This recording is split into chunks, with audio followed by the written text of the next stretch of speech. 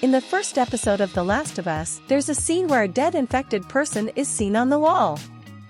This part must have surprised many people, especially those who haven't played the games. Who is this infected person and how did they become like that? Let's understand everything. In the series, Joel and Tess go after Robert, a trafficker who had stolen a car battery that was to be sold to them. Robert and his gang were planning to sell the battery to the Fireflies. Joel and Tess, of course, did not like this betrayal and went after the guys. To get to where the guys were, they would need to pass through an area prohibited for the quarantine zone civilians. This would be a big problem, but since Joel and Tess are smugglers, they understand well the alternative routes that exist throughout the city. They use one of these alternative routes through an abandoned subway tunnel, and it is when they go this way that the duo encounters this nasty thing which used to be a person. A man infected with cordyceps, but not a zombie like those seen in the beginning of the episode. Why isn't this infected person a zombie? In reality, cordyceps can infect people in various ways. One of these ways is these zombies that appear at the beginning of the episode. This grotesque form, which appears in this part of the episode, is another type of infection. In fact, not even zombies are truly zombies because zombies are dead people. The infected in The Last of Us did not die, but in reality, their brain was infected by the cordyceps fungus.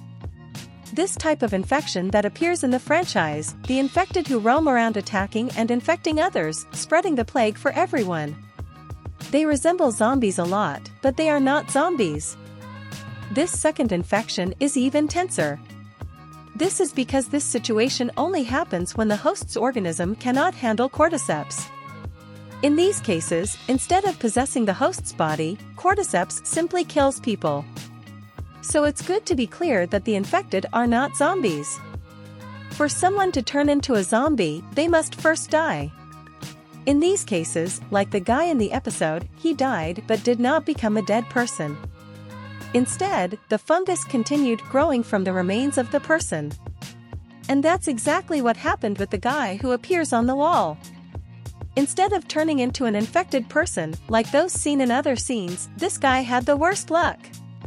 Since his body couldn't handle the mutations of cordyceps, then he was thrown into the pit. But the fungus continued growing from his dead body and eventually spread over the wall as shown in this scene of the series. An important detail about this type of infection is that it usually only occurs in underground areas or places with no contact with sunlight. Since contact with sunlight kills the fungus immediately. In games, when this type of infection occurs, if the fungus grows, it begins to generate spores. When inhaling the spores, the person is infected immediately. That's why during games, there are parts where characters put on masks to walk through regions with spores. These are also the areas where many shellfish infected appear, such as Baiacus, for example. But there has been a change in the series. They have already confirmed that the spores will not appear. However, this does not mean that infected like the dead guy will be harmless. Instead of producing spores, when the fungus grows too much, they will produce shoots. The shoots are like those parts that grow from plants and start to grip on leaves, branches, and so on. It was confirmed that the shoots will replace the fragments in the HBO series.